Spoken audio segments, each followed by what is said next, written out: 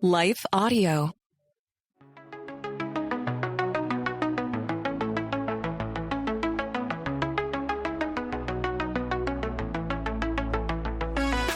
Hello, and welcome to the Confessions of a Christian Alcoholic podcast.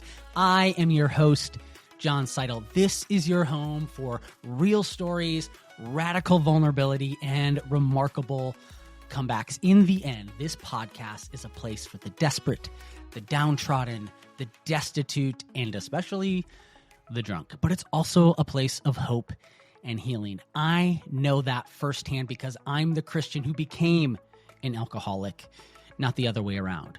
Today, I've found sobriety after decades of struggling. But more importantly than finding sobriety, I found Jesus. My prayer is that as I interview people just like you and just like me, along with professionals in the fields of trauma, faith, and addiction recovery, you will find the peace that is available to you through Christ on the other side of whatever you're going through and whatever addiction that might be. Because let's face it, we're all addicted to something. So welcome. Let's get radically vulnerable as we explore what it looks like to be on this journey of messy sanctification.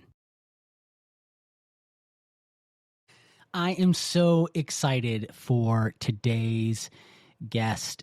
When I thought about the people that I wanted to introduce you to early on in these episodes, Caroline Beidler is someone who immediately came to mind. Caroline has been instrumental in my recovery process. She's been instrumental in how I've written about this topic. She's been instrumental in some of the topics that I cover in Confessions of a Christian Alcoholic, the book. And I just am so excited to introduce her to you today. She has her own story of recovery from drugs and alcohol.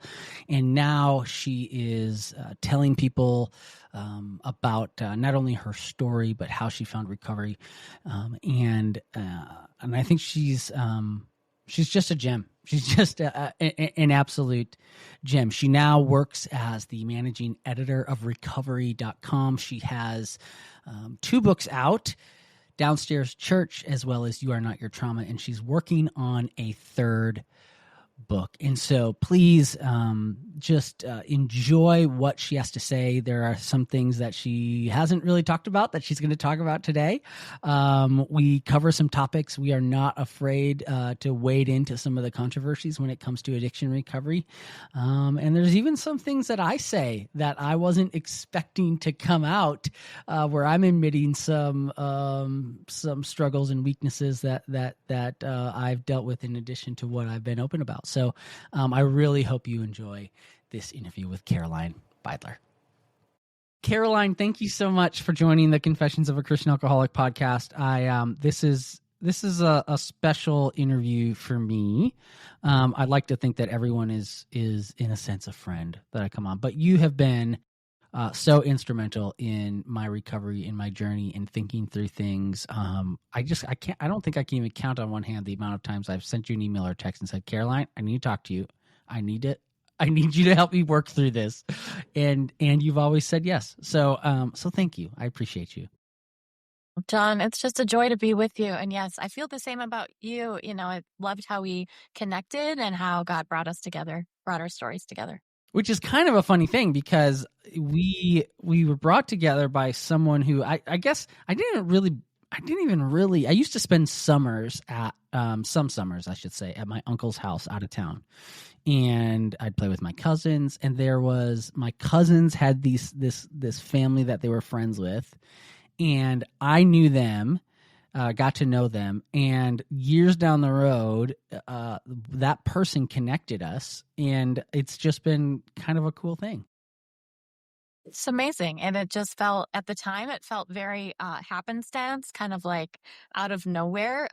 Great connection. But then, a couple years have gone by where I've really been able to see how God has kind of poured into our connection and had that kind of, the fruit of that has been more connection with more people in recovery like us. So it's been great. And so I think what is funny in a sense about how we met is that when we first met, I did not have an addiction or a recovery story. And I think you interviewed me on a podcast about mental health and a podcast that you don't even do anymore. And so I thought it's funny because when I did end up realizing that I had become an alcoholic and started, the Lord started really dealing with me about that. You like he literally brought you to my mind, and initially though he brought you to my mind as and we'll talk about this a little bit. I didn't do the 12 steps, but yet a lot of people that I've talked to are like, well, you did do the 12 steps. You just didn't realize you were doing the 12 steps. Like you just kind of did them naturally. And so one of the natural things that I did was I went through my mental Rolodex and said, who do I need to apologize to? Who do I need to be like, hey, you know what? I'm sorry that this happened. And you were one of them because I knew you were in recovery. And I was on your podcast and I was like, I can't remember I think we talked right around when my first book came out, and I was doing a little bit better with my drinking then, but it was after that things really took a turn. And I was like, I'm going to come out and start talking about my recovery story, and I need to apologize. I need to let her know. Like, I need to let her know, like, hey, you had me on your podcast as someone who was like the picture perfect person dealing with mental health. And here I became an alcoholic. So I reached out to you and I'm like, I don't know how she's going to react. And you reacted just like in the best way. Like, okay, great. So happy Welcome. for you. Yeah. Right. and so, that was actually the first sign to me. There was a lot of fear. I was like, what are people going to think? Are they going to call me a fraud and this and that? And you were one of the first people I told. And that reaction, your reaction was so beautiful, and told me that I had hope that maybe this wasn't going to be as awful as I had prepared myself for. So thank you for that. Very welcome. But interestingly enough, we've been friends for years now, and I have never heard you. I've read parts of your story, but I've never heard you tell your whole story. And so before we get to some of the other stuff, because you've written books on trauma, you're working on a book about for family members. And so I want to talk about that stuff, but I really just want to hear you tell your story first. So please tell me your story of recovery. Well, Jon, thank you so much. Again, it's just such a joy to be, connected with you and just to be on this kind of recovery journey as authors also. So, my story, gosh, I love stories so much. I'm just a huge fan of storytelling. And I think part of that is because I've experienced the power and healing that happens when I hear someone else's story of recovery. And oftentimes when I'm in a circle of chairs, which by the way, my Substack newsletter name, because when I'm in that circle, whether it's a figurative one or a literal one, when I'm with people like yourself who are sharing openly and vulnerably, I love your idea of radical vulnerability. But when we're talking about vulnerably telling our stories and sharing those, something amazing happens. And I think God does something really amazing with that. As a writer, I want to find words for everything, but I think what God does with that, bringing people together, that healing, I don't always have the words for that, but I've seen the transformation that can come from that experience in my own life. And then, certainly the women specifically and other people that I've worked with. So, but my journey started, I think, like lots of our journeys, which was a lot of brokenness as a child. I grew up in an alcoholic home. My mother had significant mental health challenges, and so she left when I was about 3. And from there, experienced a whole host of things. I'm a trained social worker, a mental health provider, kind of by training and education, and fancy kind of research term for that is adverse childhood experiences. And I know from sitting in circles of chairs and talking with folks like yourself, I mean, I'm not unique in that, experiencing hard things, right? Adverse childhood experiences, so many, sexual abuse, death of people that are close to me. So I had all of these really hard things happen early on. And the only way to cope with those really hard things, I didn't grow up in a Christian home. I was never baptized until I was in my 20s. I didn't have any sort of solution other than what living in an alcoholic home showed me, which was if you're struggling, you take a drink. Mm-hmm. If you're having a hard time, if you're stressed. So by 9, 10, 11, 11 is when I started drinking. It was like one of those aha moments, just kind of this settling into a coping strategy that for a lot of years I thought was working for me. And, I remember that first drink I took, I was 11. I was actually at my grandpa's house, and he kept a 6-pack of beer in the fridge for my dad when he would come and pick us up. And my dad worked a lot. My mom was gone. And so we spent a lot of time with my grandfather and loved him dearly. And I remember I snuck a beer out of the fridge. I don't remember what I was thinking. Most 11-year-olds probably don't think about, they're playing outside, not trying to grab beer Right. from, their grandfather's fridge. But I remember going outside, sitting under this big oak tree and cracking open the can, taking a drink and sitting there and taking a sip and just feeling like I had finally found what I was looking for, even as a child. And so, fast forward a couple years, more hard things happen.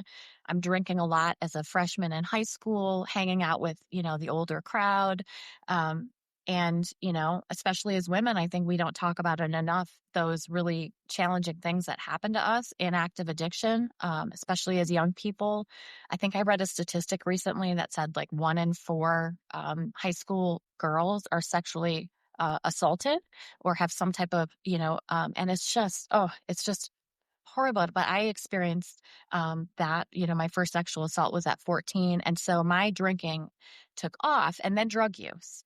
And so by 15, I was heavily addicted to cocaine, marijuana, you name the drug, and I was doing it. I told someone recently that if I were going through active addiction now as a young person with fentanyl and some of the other really horrible, very deadly substances that kids are using these days, like I don't know if I would survive. So I was really heavily into drug use, and so my parents, even though it was alcoholic home, my mom wasn't gone. They saw something was going on and something wasn't.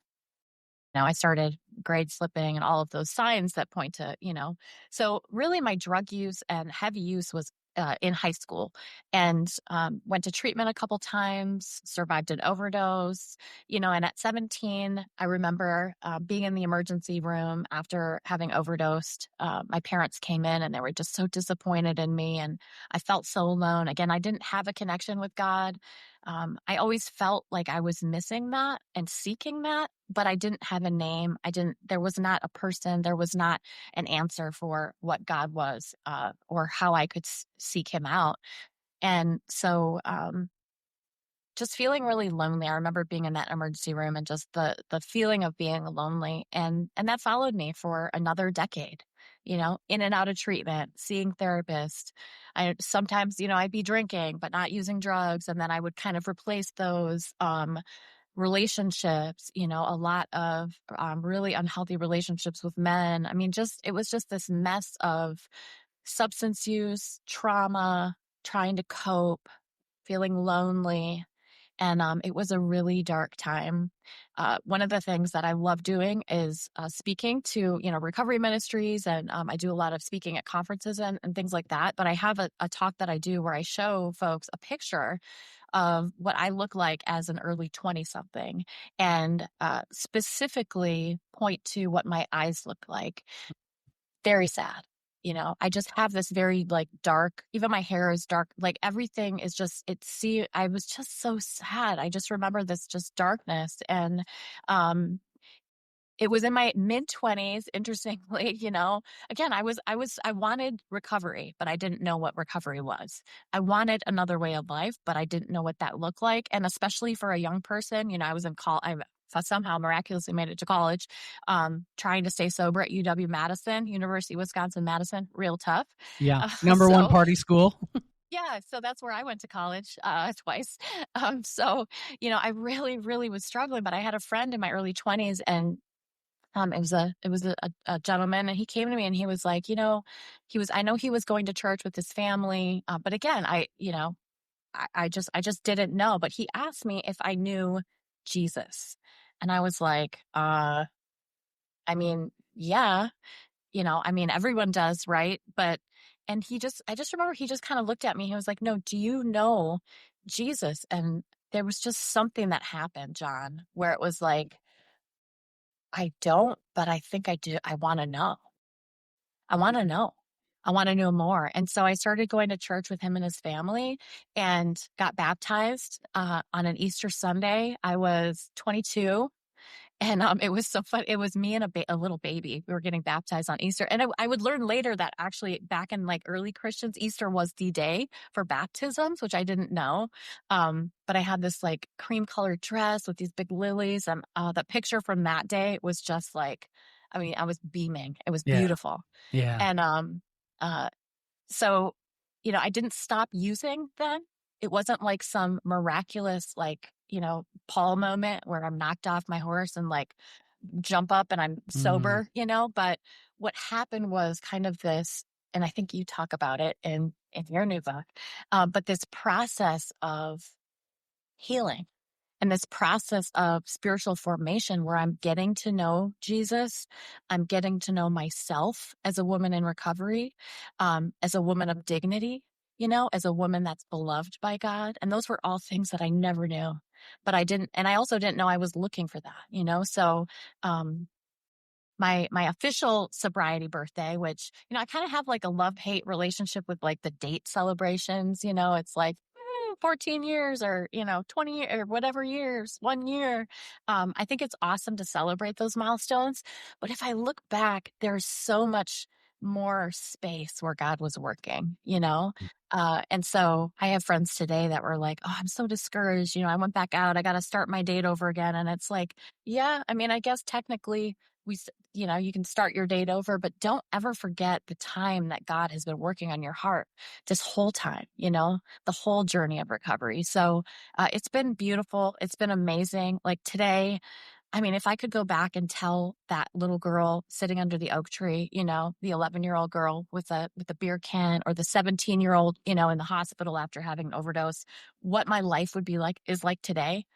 I'm an author, which is incredible. But more importantly, like I am a Christian. I'm a Jesus follower. I am a mother, which is a dream and every time I just think about my babies, I want to just weep. I'm a wife, I have healed relationships. I like to joke, I pay my bills on time, which is like a miracle. I was so bad with money. Um, just all of the things. Like I love people. I used to be so lonely and isolated. Like I love connecting with people. You know that. I love bringing people yeah. together, a fellowship. It's just, life is incredible today. And, you know, it's why I'm so passionate about recovery, because God can just, through that process of deep pain and trauma and hurt, like the addiction, through that hurt, we can come out the other side of that. And God does something beautiful with our stories, and then we can share those stories and hopefully help other people. So, just a little bit of a glimpse. I mean, I've done a lot in recovery in terms of professionally and all of those things. But when I think about my story, it's those moments kind of along the way that have pointed me towards a closer relationship with God, and that feeling of being more deeply loved, which is something that I needed my whole life, and I didn't know it. We'll be right back after this.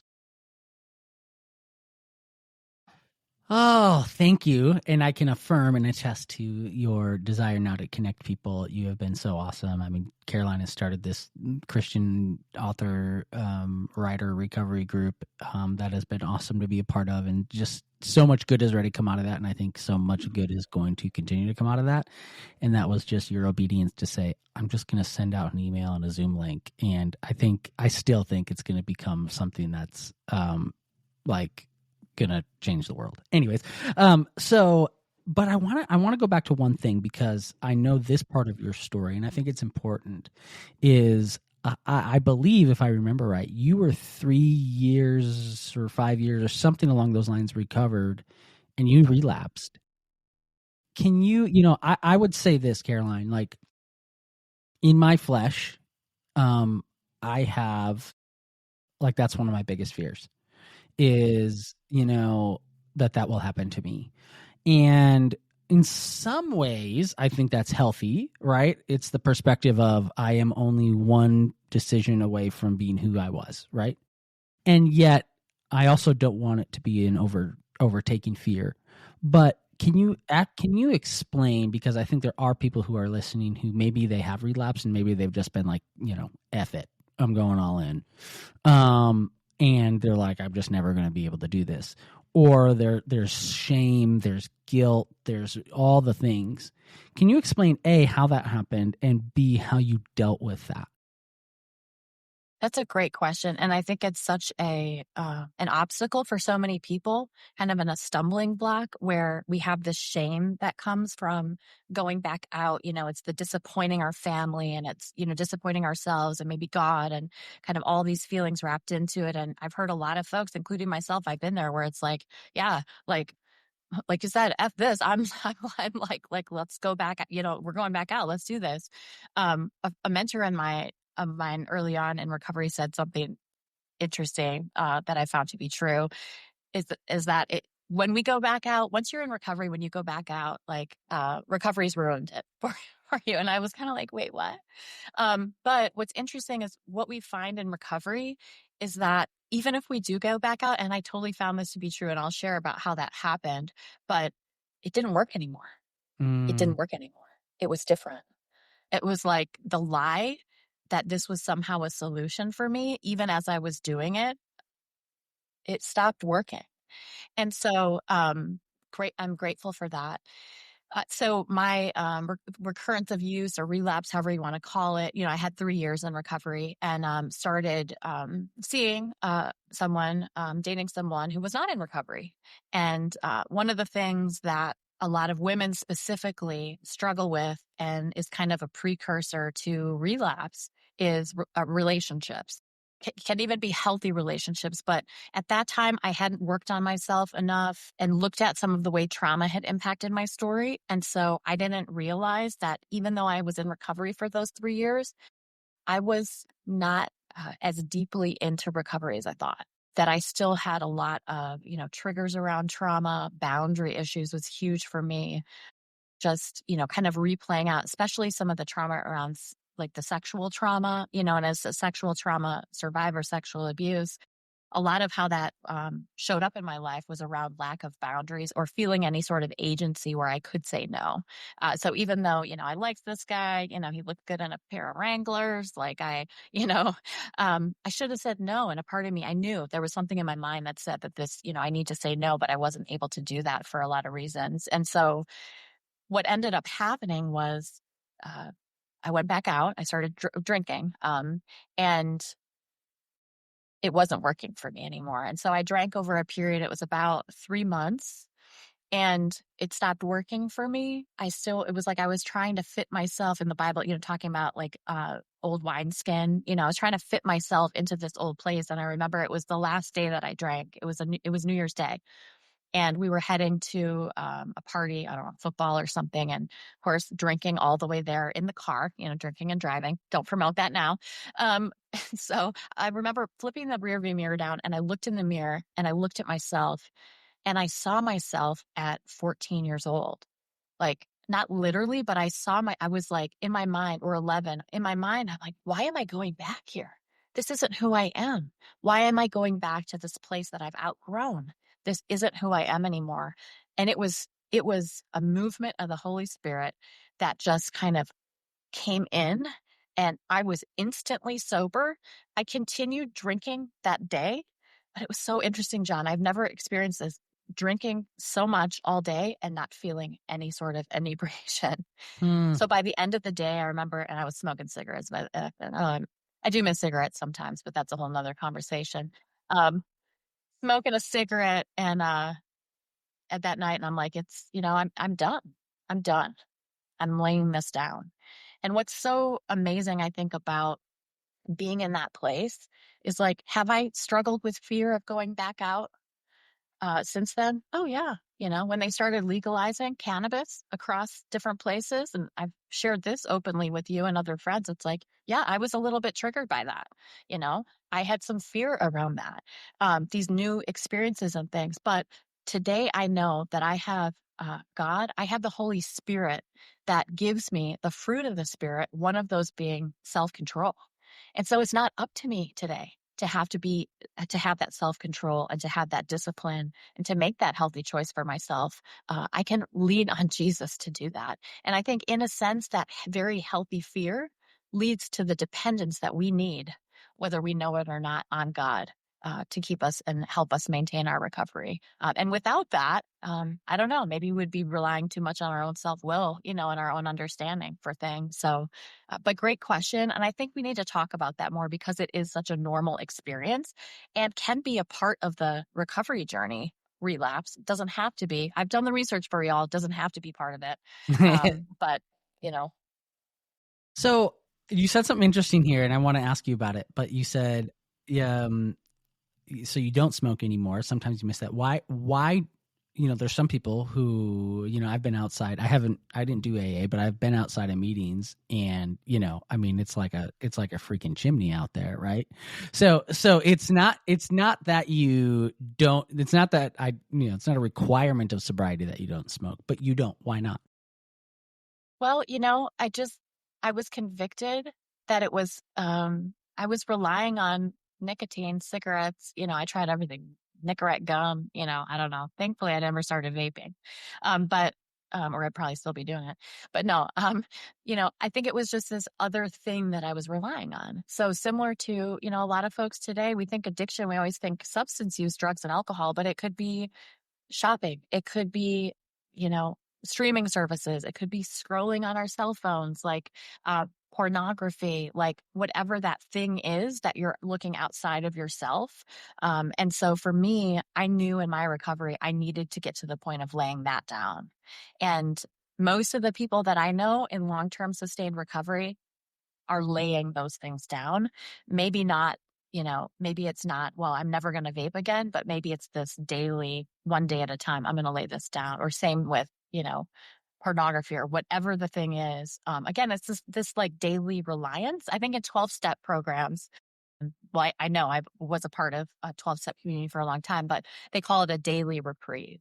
We have this daily reprieve from those things that we struggle with. So again, really, I think important things to think about. But yeah, I mean, for the longest time, honestly, I could barely even go to a meeting like 12-step or because of you had to literally walk through a cloud of smoke to get to the Yeah, building.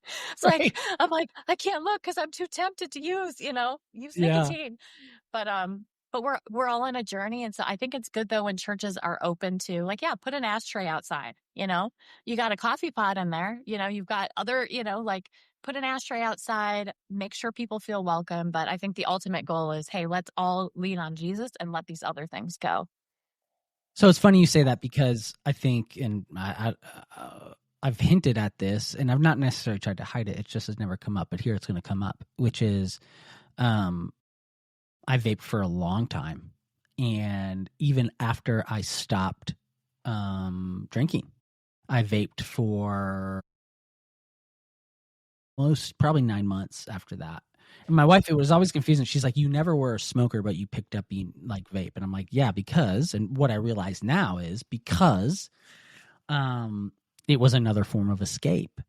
And even though it's legal and even though it's safer than cigarettes, which, some of that is up in the air, but it was a way for me to, at least for a couple seconds, have some escape. And so I love what you said about laying it down. It's not that, I think, and this is what I try to make clear in my book too, something doesn't have to be illegal for it to be a form of escape, and I think we say that to ourselves, like the more acceptable forms of escape sometimes can keep us in bondage longer because, no one's, maybe there is, but I don't think there's Shoppers Anonymous, right? Like it's those things. So like smoking or vaping now, right? Like not illegal, right? And so, but it was the early spring of last year.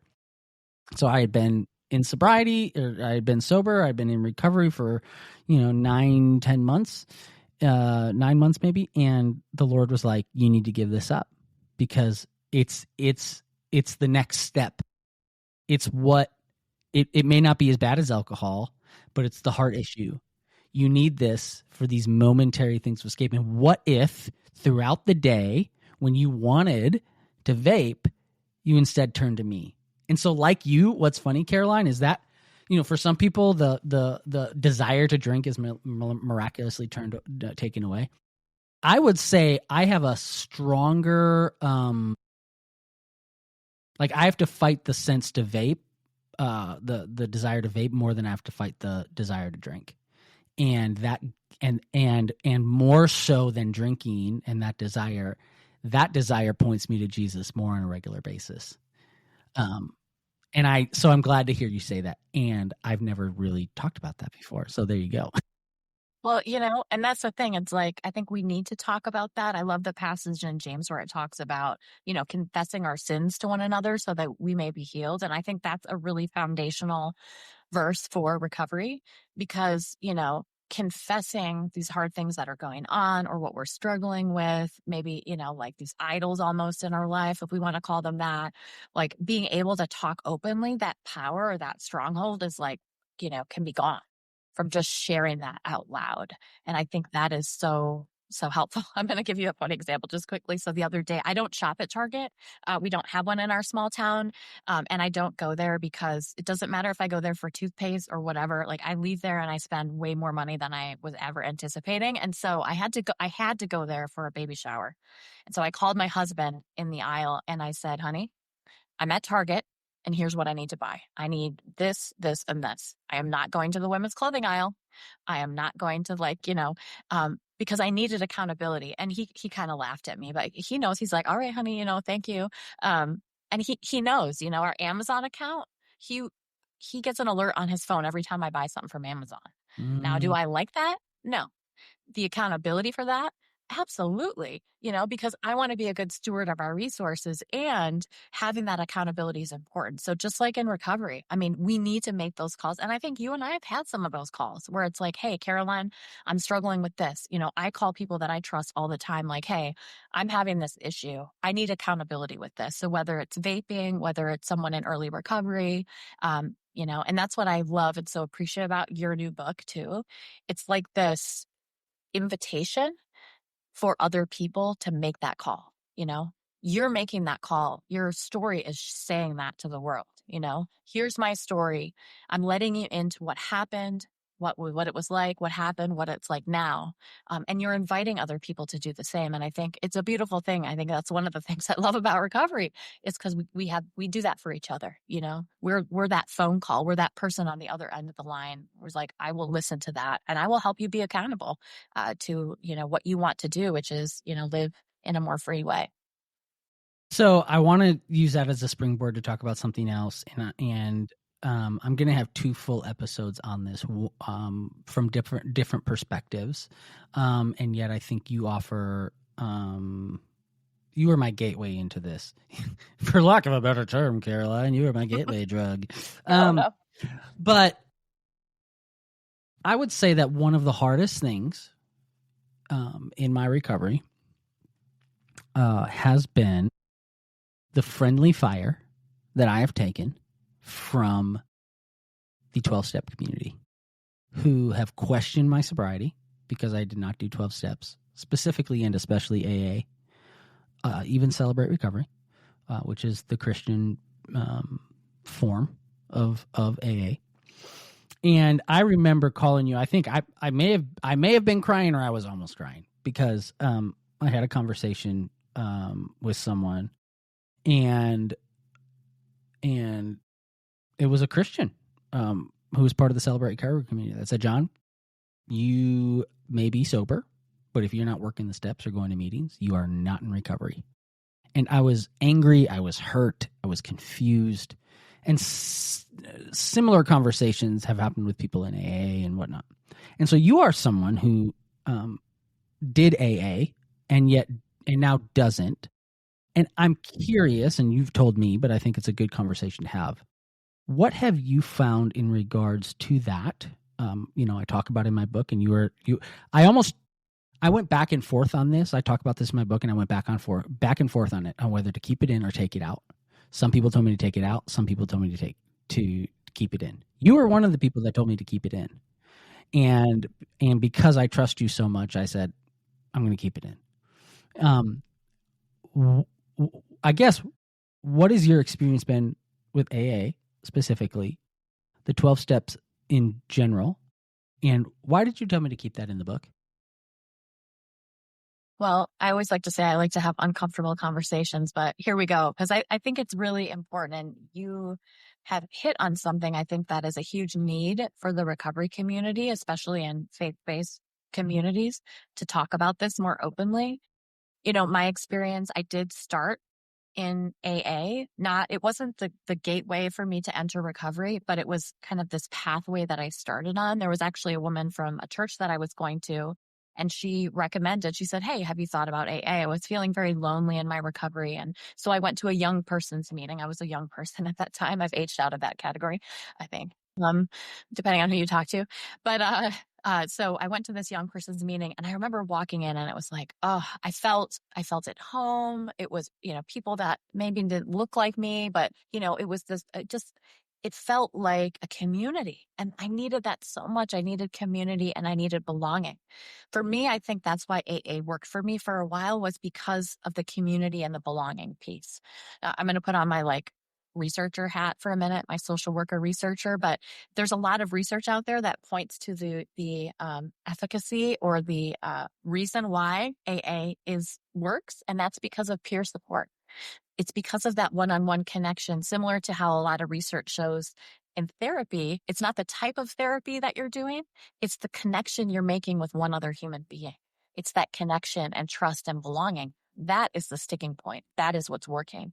And so with AA, I did the steps, I had sponsors, I've done all the thing. And I'm not anti-AA. I'm very much pro recovery pathways, because I believe that different pathways, just like I shared a little bit about my own story, different pathways, different people, different connections and relationships can get us to a place of, I believe, ultimately this greater connection with God.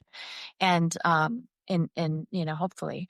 So, but what I found over time was just in some circles, this rigidity, this very almost feeling legalistic, where it was like, you have to do this. Or, I remember I was in a AA meeting, and this woman came in, she was late. It was a meeting, it was a co-ed meeting of men and women, and she was late. And you could see, I mean, she'd been through something. Like, she had mascara running down her cheeks, and she sat down. She was kind of shaking. She sat down near me, and it came around to her, and I didn't think she was going to share, and she did. She started talking about an experience she had just had the night before, of being sexually assaulted. I mean, you could just feel, especially the women in the room, like our hearts were breaking for her. She was so brave and sharing. And, I wanted her to come and to a safe place after the meeting to talk more. And a man raised his hand and said, "We don't talk about those things here. You have to keep your share connected to alcohol." I was like, all right, buddy, Yeah. I'm a very, people say I'm a kind, hearted person, but I wanted to just go off, right? I didn't. And I offered the woman support after the meeting, but something has never kind of left my mind about that. And I feel like for, many people in those situations, it's like, no, we need an open space, an open circle of chairs where we can share it all.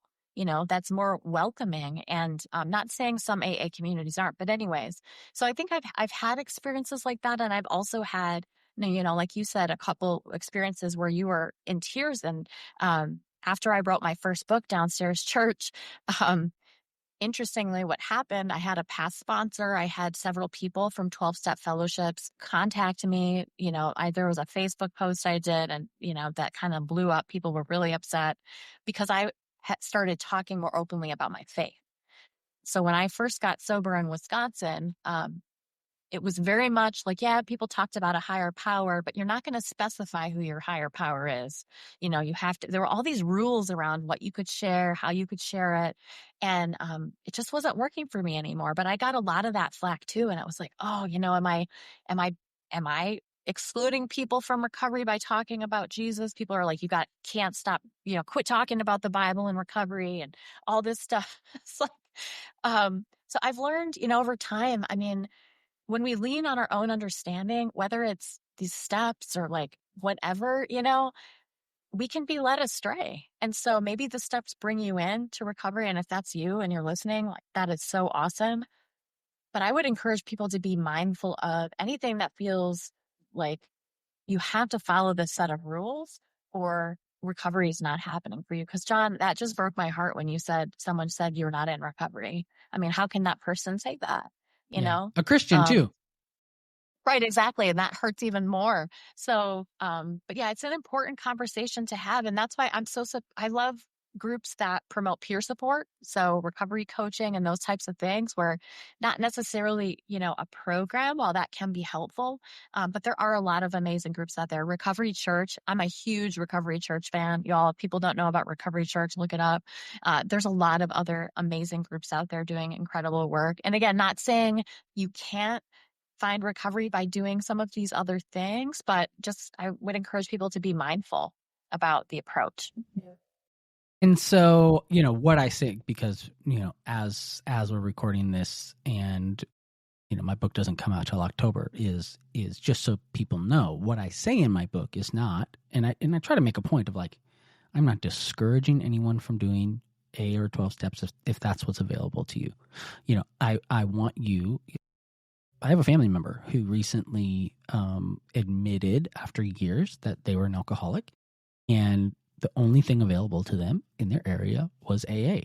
And I was like, go, please, go. Yes, go. I am not, I think where my hesitancy is two things. And this is what I say in the book. One, my book, the steps that I'm going to talk about, which are not to replace the 12 steps, by the way, I say they're bedrock. If 12 steps is your foundation, that's fine. These are the bedrock that foundation needs to go into, is identity. And for better or worse, one of the things that kept me away was this idea that for the rest of my life, I had to say, I'm Jon and I'm an alcoholic. Now, I know that's not required anymore. I didn't know that at the time, right? But so my big thing was, I don't want to root my identity in my worst sin.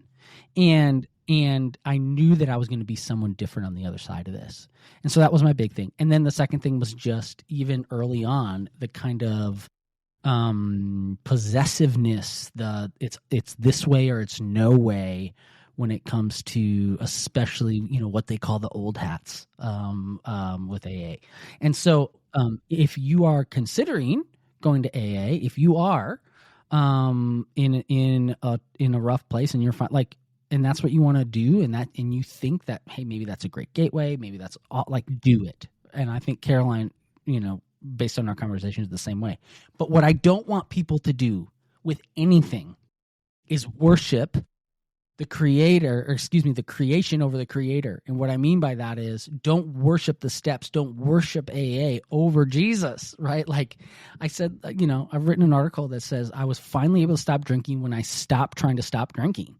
And it was like I shot for Jesus and then I got sobriety. If I shoot for sobriety and make sobriety or AA or Celebrate Recovery or any program my God, it's going to disappoint me.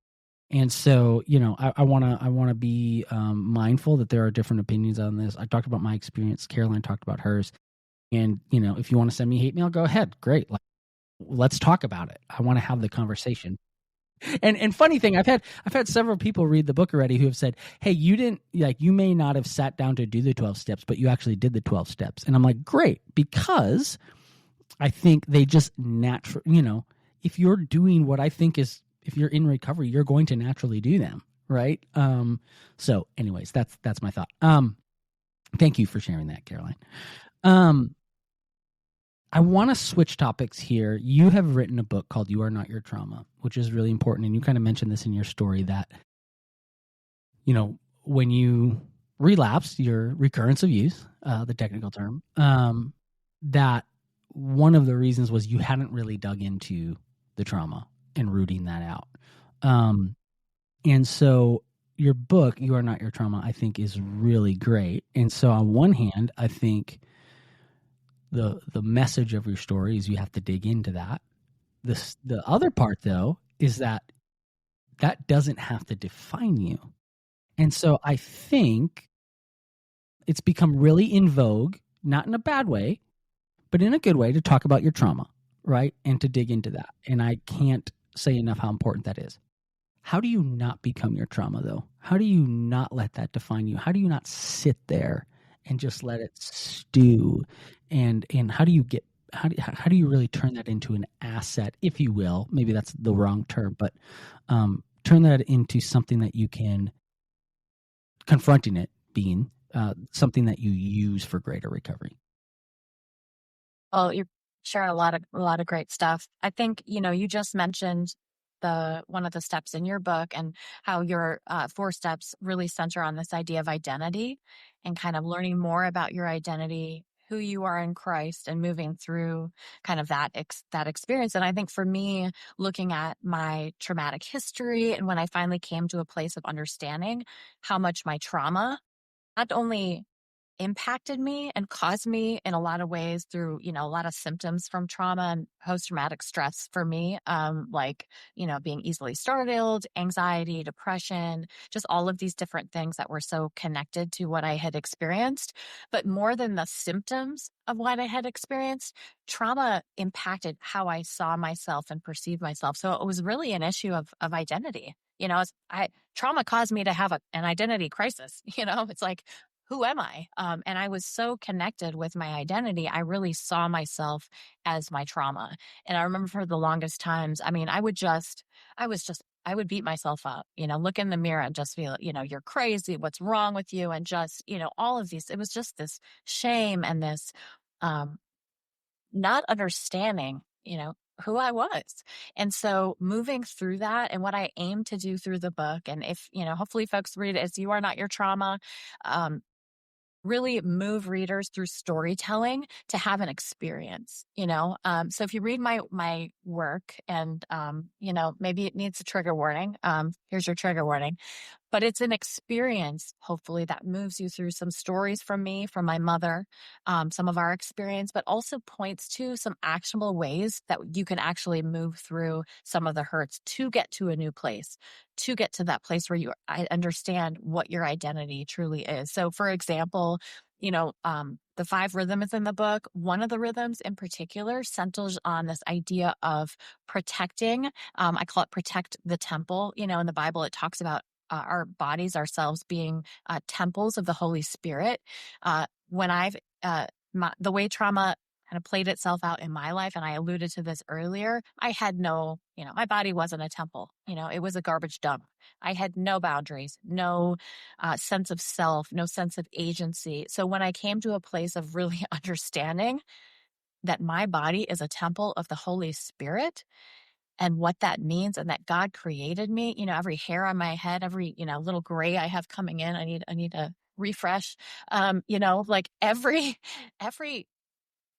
inch of me, like, when I started to truly understand that, and look at, okay, then if I'm a temple of the Holy Spirit, I got to set some boundaries. I'm not letting this cowboy wearing these cute Wranglers mess up my recovery. I'm not going to, keep saying yes to this thing. Maybe your thing's like people pleasing, or, I'm not going to keep saying yes to the vape, or, whatever it is. I'm going to set up some boundaries. And so through the book, I hopefully walk folks through some of those actionable things that you can do to move to a new place where you don't have to say, I'm my trauma anymore. You can say, I'm not this.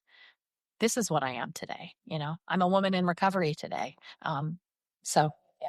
And I think what's interesting about that book, by the way, is when you were sharing your story, you talked about how your mom walked out on you guys when you were young, and yet you wrote that book with your mom. And so there's been healing in some of that trauma. Like it's even just a representation of the healing that has taken place in your life.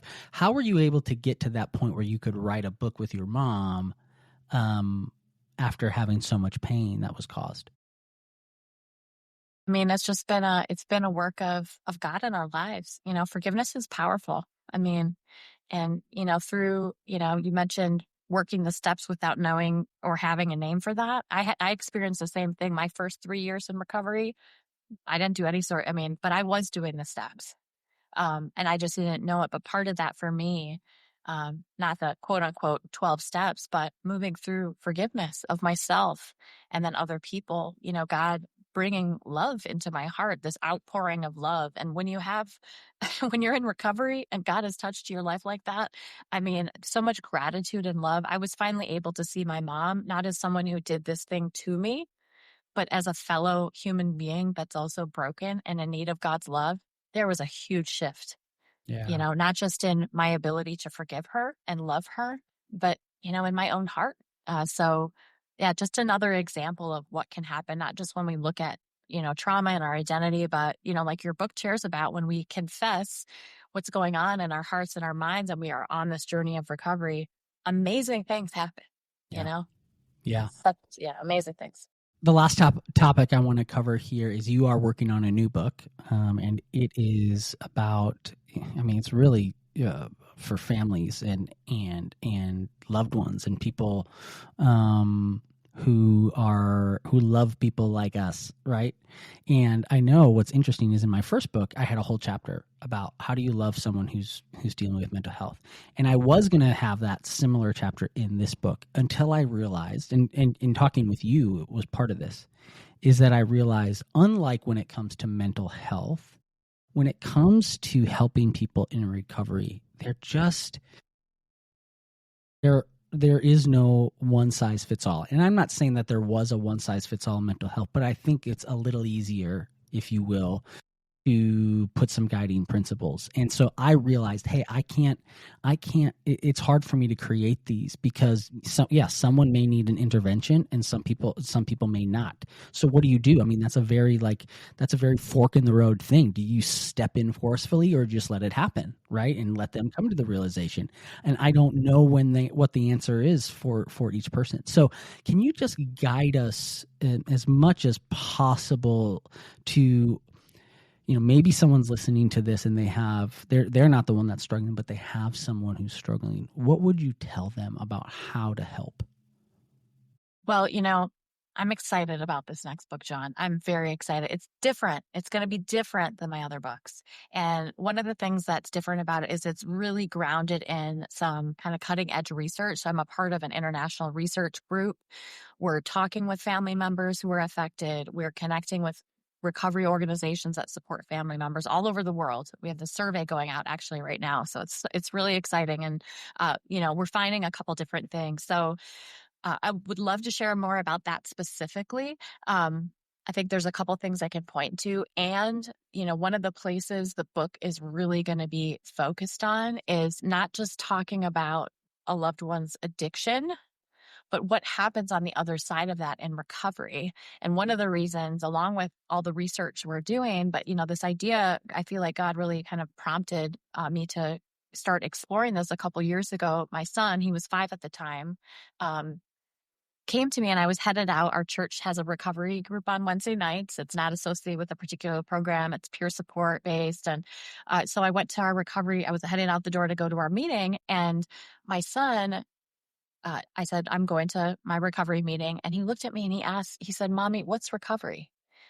And now I had been talking about it, like we talk about stuff in our house a lot, but it was really interesting and it got me to start thinking about that. And I had some really cool conversations with my husband who had no idea what recovery was when we started dating, just no clue. He was kind of like almost afraid to date me because he's like, we're not going to go out on Saturday night. Like, what? This is weird, do I really want to go in this direction? But he's so supportive at everything now and just can't imagine our life any other way. So I really want this book to shine a light on what recovery is, that it's so much more than maybe the pictures we have in our minds of, guys in suits smoking cigarettes in church basements. Like, it's not this anonymous, shame-filled thing we have to talk in a dark room about. It's actually something that brings light and joy, more healing in our lives. And it's so much more than sobriety. And so the book's going to go a little bit in the direction and then also provide practical, tools, resources and strategies, ideas for how to support, like you said, how do you support someone who's struggling, whether they're in or seeking recovery? How do we talk to people? How do we help motivate change? Is it even safe? What about enabling? There's a lot of actually 12-step programs that talk about the danger of enabling. I'm going to say something pretty maybe controversial. I'll probably get some emails about this one, Jon. I may be calling you in tears at some point, but I go to a very controversial place with that concept in the book. I'm not going to share that now, but because we know today in the United States and certainly all across the world, our people are struggling at really alarming rates. Drugs like fentanyl and opioid crisis, it's alive and well. And people are drinking. Those rates are increased, especially for women. That's not getting better. We need to come at those really hard things with solutions and with things that actually work. And so this whole idea of like tough love approach when it comes to supporting someone with addiction recovery, in a lot of ways, what the research is showing, it's a little outdated, and it's like, it's not working. There's a way to bring in other ways, other strategies and things we can do to help loved ones. So anyways, maybe a little bit of a book teaser there for everyone. Love it. But I'm really excited. There's some amazing people involved in it. I'm actually going to be reaching out to you, Jon, because I want to reach out to you about something related to the book soon. So anyways, there's a lot of really amazing people involved in the project, and I'm just really excited. Well, we're going to have you back on when the book comes out, obviously, to talk about some of those specifics. But, I will say this. My wife's strategy when it came to my addiction was not to be tough love. It was to love. And it, we were talking about this recently is, if my wife would have sat me down and tried to do an intervention and gave me ultimatums, my shame was so strong that I don't know what I've done, but I know what I wouldn't have done. I would not have entered into long-term recovery. And that's key. Maybe I would have stopped drinking for a little bit, because there were times that she would bring it up and I would stop for a week or a month or whatnot. But she made the decision that she was, and this was her term. She's like, I'm not the Holy Spirit and I'm not your babysitter. And in essence, what she committed to was, I'm going to go through the short-term pain of what this is going to be like for long-term results. And praying that the Lord would work on me so that when I did pursue him and got recovery and sobriety as a result, that change would be permanent, that change would be something that was not contrived or forced. It was my change. It was Jesus's change, really. But, and was that hard? Has she had to go to counseling for that? Yep. But she has the confidence that she has in me, in my decision, and what I've done is way more than if she would have tried to force it. And I think that's important. I think that's part of what you're talking about. So I cannot wait for this book. I really cannot wait for this book. When does it come out again? Should be spring of 2026. Okay. It's going to be great. Well, Caroline, you are a prolific writer. You are a connector. You are all the things. And so if people want to find out more about the books you have written, the book that is coming out, and want to join you in some of your recovery spaces, where should they go to check you out?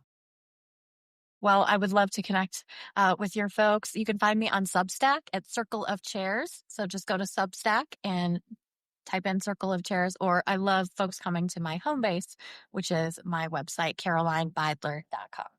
All right. And just like me, Caroline being from Wisconsin, that Beidler is Beidler, just like Seidl is Seidl. That first vowel does the walking, the second vowel does the talking. I love that, Jon. I've never made that connection between yes, so much yes there. People like to call me all sorts of things, but they also say, is it Carolyn or Caroline? And I say, if you've heard the song by Neil Diamond, yes, you know how to pronounce my name, and usually that clears things up. So now a smash Broadway hit. Well, Caroline, thank you so much for joining. I can't wait to have you back on again. You're going to be a regular, and especially when that book comes out. Thank you for your friendship and what you've done for me. My wife thanks you as well. We appreciate you and love you. You're very welcome. Thanks, Jon. Can you see what I mean about Caroline? She's just such a genuine person. She is so sweet and so informed. She is one of the I think there's people that you see all the time in the recovery community, and those people, I mean, they've done a lot to deserve that. I think Caroline is one of those people who is a pillar, and she holds up a lot of those people, if you will. And so I'm really excited for you to get her new book coming out next spring. Speaking of books, you can now pre-order Confessions of a Christian Alcoholic. You can go to my website or christianalcoholic.com, and there's the ways to pre-order the book. But listen, I am so honored to have you here listening, and I hope that this episode blessed you. There is plenty more where this has come from. Interviews with people like Caroline, interviews with people who have stories of recovery, and I hope it encourages you to listen as much as it encourages me to just do it, to do the interview. So thank you so much, and I can't wait to have you back for another episode.